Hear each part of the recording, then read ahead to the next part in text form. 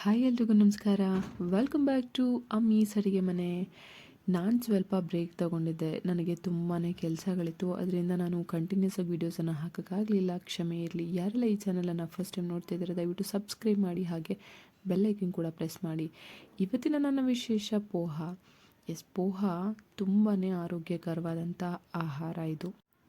ಇದನ್ನು ತಿನ್ನೋದ್ರಿಂದ ಖಂಡಿತವಾಗ್ಲೂ fibre, iron, calcium, potassium, carbohydrates ಎಲ್ಲವೂ ಚೆನ್ನಾಗಿರುತ್ತೆ. ಹಾಗೆ ಫ್ಯಾಟ್ನ ಅಂಶ ಕಡಿಮೆ ಇರುತ್ತೆ.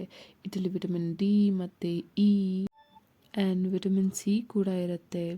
ಇದನ್ನು ತಿನ್ನೋದ್ರಿಂದ ಆರೋಗ್ಯಕ್ಕೆ ತುಂಬಾ ಒಳ್ಳೆಯದು ಅಂತ ಹೇಳ್ತಾ, ಇದನ್ನು ಹೇಗೆ ಮಾಡೋದು ಅಂತ ಒಂದೇ ಒಂದು ನಿಮಿಷದಲ್ಲಿ ಪಟಾಪಟ್ ಅಂತ ನೋಡ್ಕೊಂಡು ಬರೋಣ. ಇದನ್ನು ಇಂಗ್ಲೀಷಲ್ಲಿ ರೈಸ್ ಫ್ಲೇಕ್ಸ್ ಅಂತಾರೆ, ಹಾಗೆ ಪೋಹ ಇದನ್ನು ಅವಲಕ್ಕಿ ಅಂತ ಕರೀತಾರೆ ಕನ್ನಡದಲ್ಲಿ. ಹಾಗೆ ಇದಕ್ಕೆ ಒಂದು ಸ್ವಲ್ಪ ನೀರನ್ನು ಹಾಕಿ ಚೆನ್ನಾಗಿ ವಾಶ್ ಮಾಡಿಕೊಂಡು ಅದು ನೀರನ್ನು ಸೋಸಿಬಿಟ್ಟು ನೀಟಾಗಿ ಇಡಬೇಕಾಗತ್ತೆ.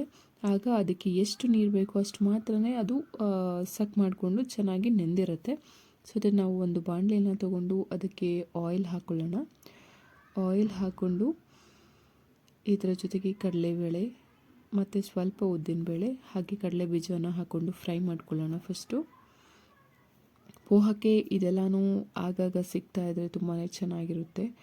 ಹಾಗೆ ನಾನಿಷ್ಟು ದಿನ ಸ್ವಲ್ಪ ಬ್ಯುಸಿಯಾಗಿದ್ದೆ, ಕಂಟಿನ್ಯೂಸ್ ಆಗಿ ವೀಡಿಯೋ ಹಾಕೋದಕ್ಕಾಗಿರಲಿಲ್ಲ. ದಯವಿಟ್ಟು ಕ್ಷಮೆ ಇರಲಿ. ಇನ್ನು ಮುಂದೆ ನಾನು ಕಂಟಿನ್ಯೂಸ್ ಆಗಿ ವೀಡಿಯೋಗಳನ್ನು ಹಾಕ್ತಾ ಇರ್ತೀನಿ, ದಯವಿಟ್ಟು ತಪ್ಪದೇ ನೋಡ್ತಾ ಇರಿ ಎಲ್ಲರೂ ಅಂತ ಕೇಳ್ಕೊತ ಈಗ ನಾವು ಪೋಹನ ಕಂಟಿನ್ಯೂ ಮಾಡೋಣ.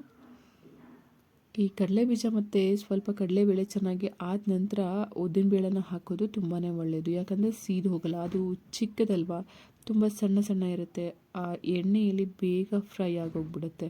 ಸೊ ಅದಕ್ಕೆ ನಾನೇನು ಮಾಡ್ತೀನಿ, ಫಸ್ಟ್ ಕಡಲೆಬೇಳೆಯನ್ನು ಹಾಕಿದ ನಂತರ ಉದ್ದಿನಬೇಳೆನ ಹಾಕ್ತೀನಿ. ಈಗ ಒಂದು ಅರ್ಧ ಟೀ ಸ್ಪೂನಷ್ಟು ಜೀರಿಗೆನ ಹಾಕಿದ್ದೀನಿ.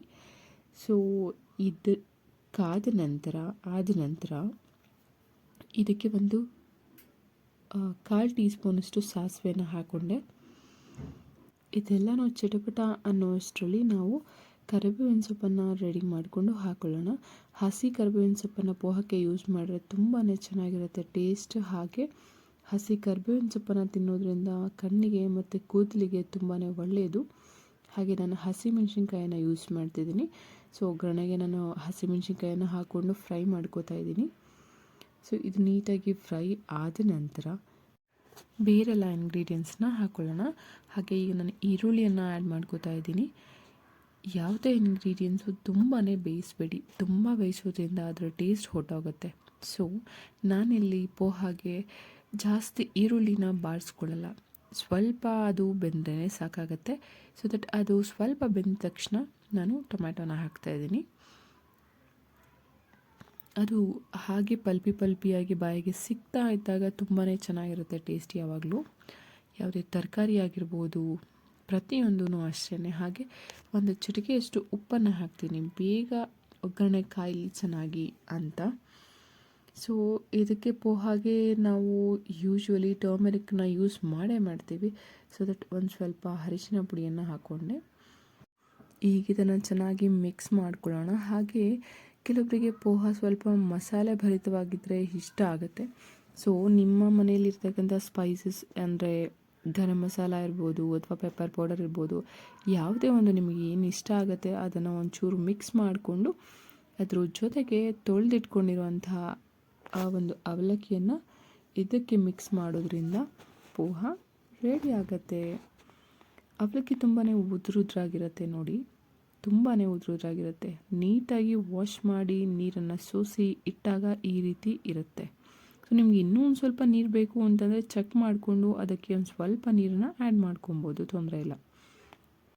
ಹಾಗೆ ಎಲ್ಲರಿಗೂ ಇನ್ನೊಂದು ವಿಷಯನ ಹೇಳೋದಕ್ಕೆ ಇಷ್ಟಪಡ್ತೀನಿ. ಮನೆಯಲ್ಲಿ ಮಾಡಿರುವಂತಹ ಸಾಂಬಾರ್ ಪೌಡರ್, ಧನಿಯಾ ಪೌಡರ್, ರಸಮ್ ಪೌಡರ್ ಆಗಿರಲಿ ಅಥವಾ ಚಟ್ನಿ ಪುಡಿ ಆಗಿರಲಿ, ಯಾರಿಗಾದರೂ ಬೇಕು ಅಂತ ಅನಿಸಿದ್ರೆ ದಯವಿಟ್ಟು ನನಗೆ ಇನ್ಸ್ಟಾಗ್ರಾಮಿಗೆ ಹೋಗಿ DM ಮಾಡಿ, ಖಂಡಿತ ನಾನು ಅದನ್ನು ನಿಮಗೆ ತಲುಪಿಸುವಂಥ ಪ್ರಯತ್ನವನ್ನು ಮಾಡ್ತೀನಿ. ಯಾರಿಗೆಲ್ಲ ಆಗಲ್ಲ ಮನೆಯಲ್ಲಿ ಅದನ್ನ ರೆಡಿ ಮಾಡ್ಕೊಳ್ಳೋಕ್ಕೆ, ದಯವಿಟ್ಟು ನನಗೆ ಒಂದು DM ಮಾಡಿ ಇನ್ಸ್ಟಾಗ್ರಾಮಲ್ಲಿ, ಖಂಡಿತ ನಾನು ಅದನ್ನು ತಲುಪಿಸೋದಕ್ಕೆ ಟ್ರೈ ಮಾಡ್ತೀನಿ. ಇನ್ಸ್ಟಾಗ್ರಾಮ್ ID ಕೂಡ ಅಮ್ಮೀಸ್ ಅಡುಗೆ ಮನೆ ಅಂತಲೇ ಇದೆ, ದಯವಿಟ್ಟು ಹೋಗಿ ಫಾಲೋ ಮಾಡಿ. ಹಾಗೆ ಪೋಹನ ಚೆನ್ನಾಗಿ ಮಿಕ್ಸ್ ಮಾಡಿದ ನಂತರ ನಾನು ಕೊತ್ತಂಬರಿ ಸೊಪ್ಪಿಂದ ಅಲಂಕರಿಸೋದಕ್ಕೆ ಇಷ್ಟಪಡ್ತೀನಿ. ಕೊತ್ತಂಬರಿ ಸೊಪ್ಪನ್ನ ಒಂಚೂರು ಮೇಲ್ಗಡೆ ಹಾಕೋದ್ರಿಂದ ತುಂಬಾ ಟೇಸ್ಟ್ ಚೆನ್ನಾಗಿರುತ್ತೆ. ಹಾಗೆ ಈ ರೀತಿ ಸರ್ವ್ ಮಾಡೋದ್ರಿಂದ ನೋಡೋದಕ್ಕೂ ಲುಕ್ ಆಗಿರುತ್ತೆ, ತಿನ್ನೋದಕ್ಕೂ ತುಂಬಾ ಚೆನ್ನಾಗಿರುತ್ತೆ. ಒಂದ್ಸಲ ಟ್ರೈ ಮಾಡಿ ಹೇಗಿತ್ತು ಅಂತ ನನಗೆ ಕಮೆಂಟಲ್ಲಿ ತಿಳಿಸಿ. Thank you so much for watching. ಮುಂದಿನ ಇಂಟ್ರೆಸ್ಟಿಂಗ್ ವಿಡಿಯೋದೊಂದಿಗೆ ಸಿಗೋಣ. See you all in the next video. Bye bye, take care. ಆಗಲೇ ಹೇಳ್ದಂಗೆ ಸಾಂಬಾರ್ ಪೌಡರ್ಗಳು ಬೇಕಾಗಿದ್ದರೆ ಇನ್ಸ್ಟಾದಲ್ಲಿ ನನಗೆ DM ಮಾಡಿ. Thank you all.